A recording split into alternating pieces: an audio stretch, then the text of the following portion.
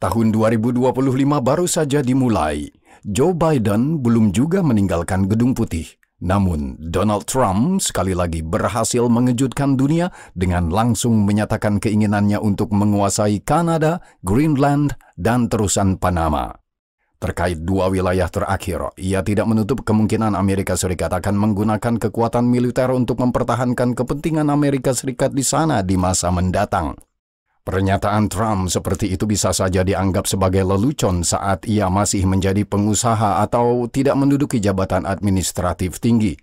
Namun, 2 minggu menjelang pelantikannya, pengumuman seperti itu menimbulkan keresahan besar. Belum lama ini kami membuat video tentang dunia penuh kekacauan Donald Trump yang di dalamnya ketidakpastiannya ditampilkan sebagai motif utama kepresidenannya. Tidak butuh waktu lama bagi bintang dan sutradara acara itu untuk menyampaikan naskah drama baru. Apa yang dipertaruhkan dalam agenda ekspansionis Trump? Mengapa ia menimbulkan kehebohan bahkan sebelum masa jabatannya dimulai? Selamat datang di 20th Report.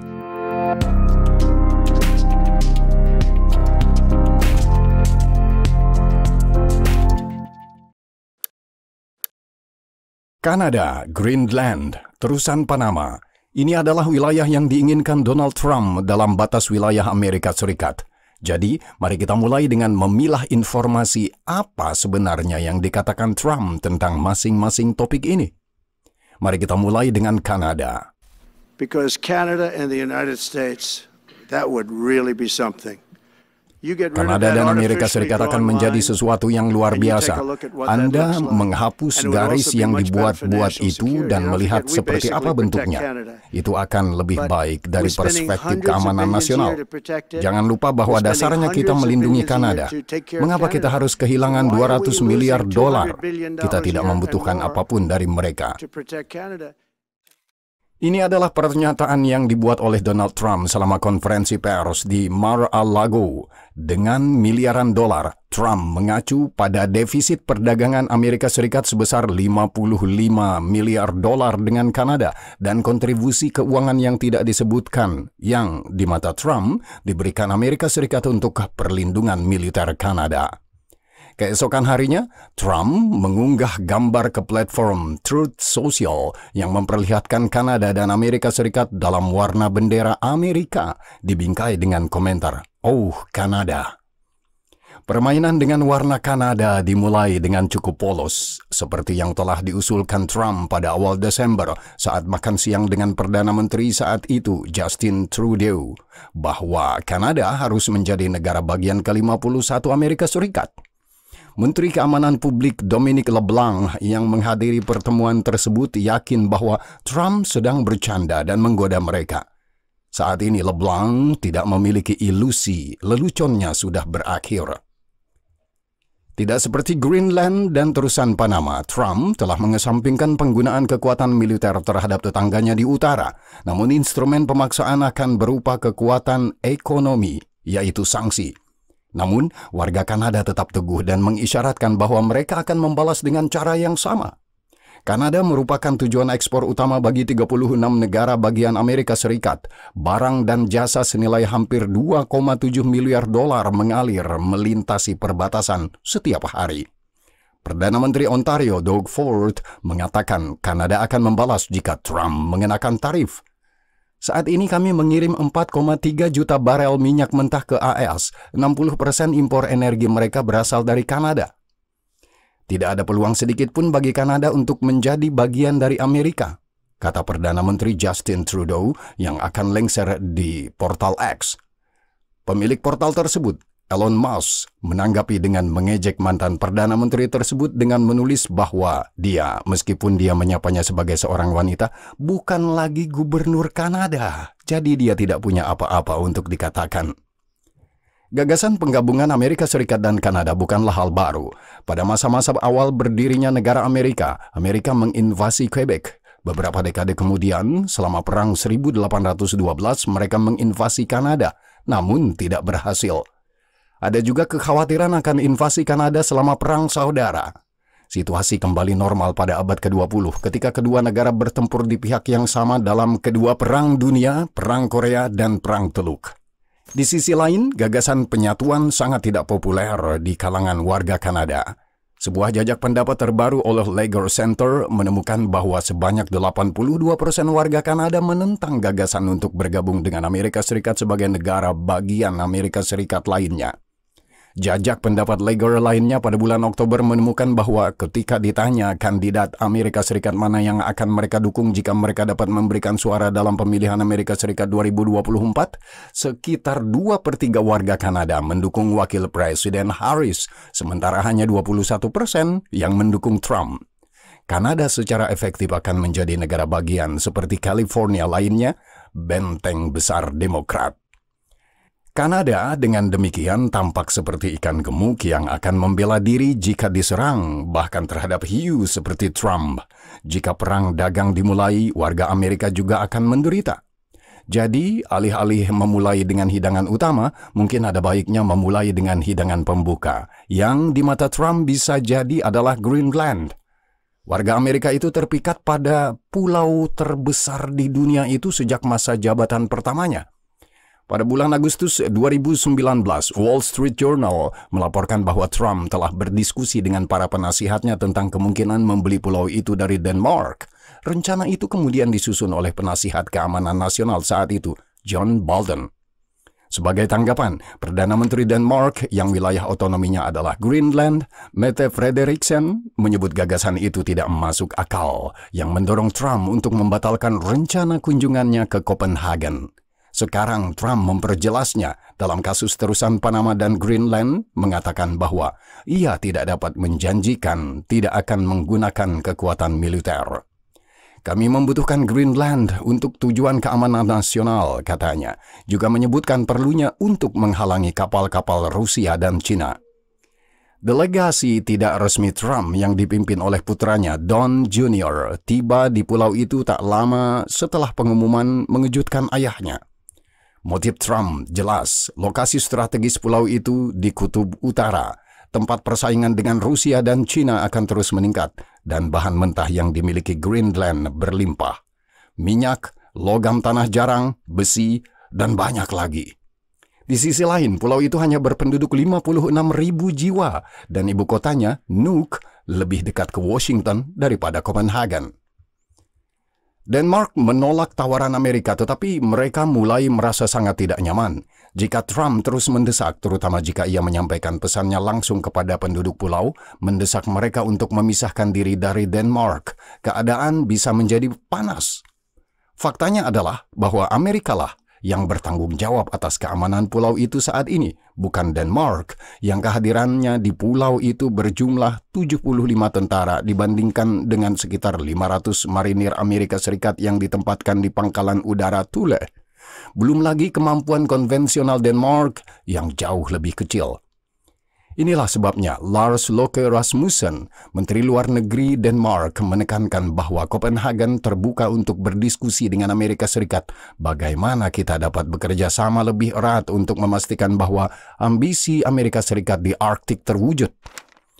Menanggapi pengumuman Trump, Prancis dan Jerman mengeluarkan pernyataan yang membela integritas teritorial Greenland dan memperingatkan terhadap ancaman aksi militer. Di sisi lain, Perdana Menteri Greenland, Knut Borg-Egede, mengatakan negaranya sedang bergerak menuju kemerdekaan. Kami tidak ingin menjadi orang Denmark, kami tidak ingin menjadi orang Amerika, kami ingin menjadi orang Greenland, kata Egede, sementara Perdana Menteri Denmark, Mette Frederiksen, mengangguk setuju. Jajak pendapat terbaru menunjukkan bahwa 68% penduduk pulau menginginkan kemerdekaan dari Denmark, 32% ingin tetap menjadi bagian otonomi Denmark. Karena itu, semuanya akan bergantung pada tingkat tekad Trump untuk merebut Greenland. Ia memiliki banyak instrumen yang dapat digunakannya, pemerasan, tekanan ekonomi, atau bahkan kekuatan militer yang ia sebutkan sendiri. Jika tentara Amerika Serikat muncul di pulau itu dan mengumumkan kepada penduduk Greenland bahwa mulai sekarang mereka adalah orang Amerika, apakah ada yang dapat menghentikan mereka? Tidak. Namun, seluruh dunia barat seperti yang kita ketahui termasuk NATO atau bahkan PBB akan hancur. pengambil alihan Greenland secara kekerasan, kata diplomat Amerika Serikat Daniel Freed, akan menghancurkan NATO karena dengan begitu kita tidak akan ada bedanya dengan Vladimir Putin. Namun, terlepas dari ketidakpastian Trump, skenario seperti itu sangat tidak mungkin terjadi saat ini. Namun tekanan terhadap Copenhagen dan isyarat terhadap Greenland lebih mungkin terjadi. Hasilnya sulit diprediksi saat ini. Yang terakhir dalam daftar proyek Trump adalah terusan Panama. Sebelum Natal, Donald Trump mengancam bahwa AS dapat mengambil alih terusan Panama jika Panama tidak mematuhi ketentuan perjanjian tahun 1977 tentang status hukum jalur air tersebut.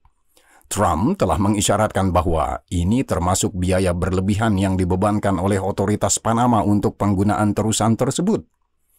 Untuk memahami apa yang Trump bicarakan, penting untuk diingat bahwa Amerika Serikat menandatangani perjanjian dengan Panama pada tahun 1903 yang mengizinkan pembangunan terusan yang menghubungkan Samudra Pasifik dan Atlantik.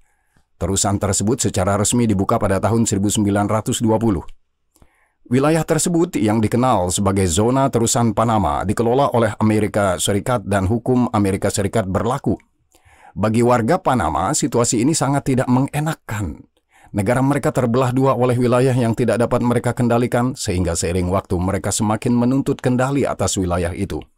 Di tengah permusuhan warga Panama Amerika ini, bahkan terjadi kerusuhan yang mematikan.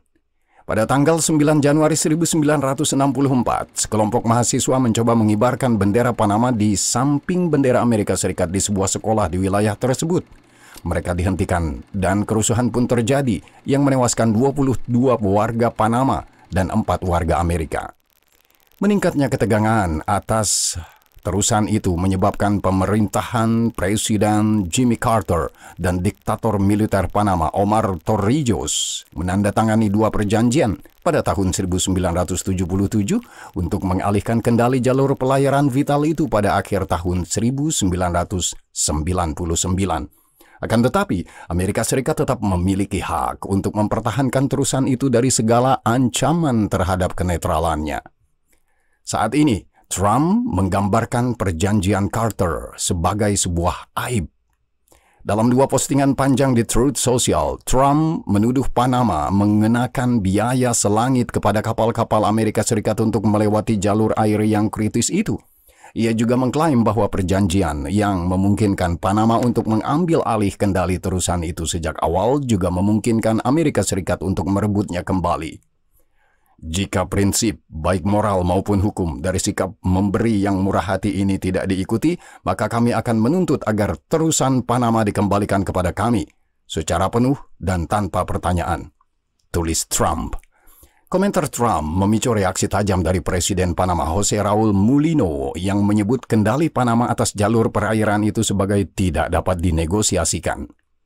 Sebagai Presiden, saya ingin memperjelas bahwa setiap meter persegi terusan Panama dan wilayah yang berdekatan adalah milik Panama dan akan tetap demikian, kata Mulino. Uraian singkat ini hanyalah latar belakang dari apa yang benar-benar relevan dengan keseluruhan masalah.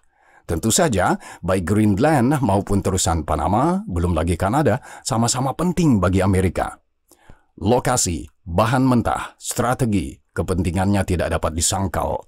Namun pada akhirnya tidak seorang pun dalam kelompok administrator wilayah ini yang bermain melawan Amerika. Sebaliknya, dapat dikatakan bahwa tempat-tempat ini sangat pro-Amerika yang sangat peduli dengan hubungan dengan Washington karena mereka menyadari bahwa ini adalah satu-satunya hubungan internasional terpenting yang harus mereka pedulikan. Bahkan di antara sekutu ada ketidakseimbangan dan perselisihan, tetapi biasanya diplomasi yang matang menanganinya secara tertutup. Trump melakukannya dengan lantang dan menjadikannya tontonan. Mengapa? Ada beberapa jawaban dan semuanya tidak saling eksklusif. Pertama, ego.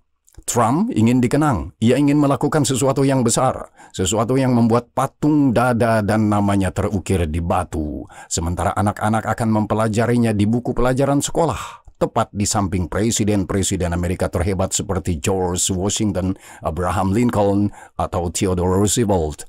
Hadiah Nobel Perdamaian? Tentu, tetapi Obama sudah memilikinya. Kanada, Greenland, atau Panama akan menjadi hal yang jauh lebih besar. Pilihan lain untuk membangun kebesarannya sendiri termasuk mengelola perang Rusia-Ukraina atau konflik di semenanjung Korea. Lalu ada Taiwan dan Cina. Presiden terpilih mengambil setiap kesempatan untuk membangun warisannya, termasuk keinginannya untuk mengganti nama Teluk Meksiko menjadi Teluk Amerika. Trump ingin dikenang, ia punya waktu 4 tahun untuk melakukannya dan ia telah melakukannya sejak hari pertama. Kedua, kita memiliki strategi yang kita uraikan dalam episode Kekacauan adalah Normal Baru yang dilakukan secara sadar atau tidak. Dengan memasukkan agenda baru yang sering kali tak terduga, Trump secara paksa memaksakan narasinya sendiri pada dunia, memaksa yang lain untuk bereaksi sambil terus-menerus mengambil inisiatif. Dalam arti tertentu, ia mengatur seluruh hubungan dalam format aksi-reaksi, dengan Amerika Serikat berperan mengatur ritme. Ini adalah pembalikan total kebijakan Barat selama 20 tahun terakhir, ketika negara-negara otokratis biasanya menjadi pemrakarsa, sering mengambil tindakan ofensif, sementara Barat dipaksa untuk bereaksi, sering melakukannya secara lambat dan tidak memadai. Merebut inisiatif memberi Trump kesempatan untuk memainkan sisanya dengan cara yang sesuai dengan kepentingan Amerika Serikat. Selain itu, seperti penjual yang baik, Trump tahu bahwa semakin banyak pengaruh yang dimilikinya, semakin baik kesepakatan yang akan diperolehnya. Jadi, dengan melontarkan tuduhan atau ancaman ke kiri dan kanan tentang ketidakseimbangan perdagangan misalnya, atau membuat proposal yang secara langsung tidak benar secara politis seperti yang disebutkan dalam episode ini, ia secara alami membangun modal untuk negosiasi di masa mendatang. Kanada mungkin dengan senang hati setuju untuk menyeimbangkan kembali perdagangan selama Trump meninggalkan narasi ekspansionis. Greenland dan Denmark akan setuju untuk membangun pangkalan militer AS yang baru dan mengizinkan perusahaan pertambangan AS masuk dengan persyaratan preferensial selama masalah aneksasi hilang. Demikian pula, Panama dapat menyetujui persyaratan yang lebih menguntungkan bagi penggunaan terusan AS. Aktor eksternal yang menyaksikan teater ini mungkin juga secara tidak sadar bersikap tunduk terhadap Trump karena takut akan sikap agresifnya dalam hubungan bilateral sesuai dengan prinsip jangan ganggu beruang.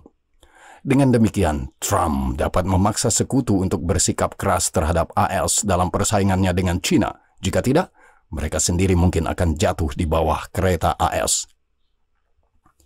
Akan tetapi, perlu diingat bahwa Trump selalu menyukai hiperbola retoris. Pernyataan-pernyataannya biasanya merupakan lebihan dari tindakan yang sebenarnya, dan ia jarang mencapai hasil yang secara harfiah dijanjikannya. Apakah Meksiko membayar tembok perbatasan? Apakah Trump telah menyebabkan terobosan di semenanjung Korea? Dalam kedua kasus tersebut, jawabannya adalah tidak. Ini juga merupakan kelemahan potensial dalam pembuatan kebijakan Trump jika hanya di panggung internasional. Jika ia terus menggunakan gaya ini tanpa hasil, ia akan kehilangan modal ketakutan yang sedang dibangunnya. Ini juga akan berdampak buruk pada reputasi Amerika Serikat yang presidennya terbukti tidak dapat diandalkan. Oleh karena itu, Trump perlu menggandakan ancamannya dari waktu ke waktu dan atau menggunakannya secara relatif jarang. Singkatnya, kita hidup di dunia yang berbeda saat ini dan Trump dengan lantang mengatakan seperti apa aturan dunia itu nantinya. Masa indah dan bulan madu telah berakhir. Penjamin sistem sekarang berbicara dengan bahasa yang kasar. Trump telah menaikkan taruhannya lebih jauh dalam beberapa hari terakhir dengan mengatakan bahwa negara-negara NATO harus menghabiskan hingga 5% dari PDB untuk pertahanan, yang bahkan pemimpin dalam daftar tersebut, Polandia, yang menghabiskan lebih dari 4% PDB untuk militer, tidak melakukannya saat ini. Dunia yang penuh kekerasan ini bukanlah hal asing bagi para diktator dan otokrat yang selalu hidup dalam konfrontasi terus-menerus. Tetapi realitas baru ini ibarat seember air dingin yang menimpa kepala para pemimpin Eropa khususnya. Apakah seperti ini tajuk berita di surat kabar dan portal dunia dalam beberapa tahun mendatang? Jika kita berasumsi bahwa seluruh dunia dan unsur-unsurnya beroperasi dalam siklus tertentu, maka ini akan terjadi. Siklus keheningan global yang relatif sudah pasti berakhir. Kita sekarang berada dalam periode tanpa batasan. Waktu untuk mendefinisikan ulang banyak konsep dan pembagian. Waktu untuk berhitung. Jika seseorang lupa mengerjakan pekerjaan rumahnya, mungkin sudah terlambat hari ini.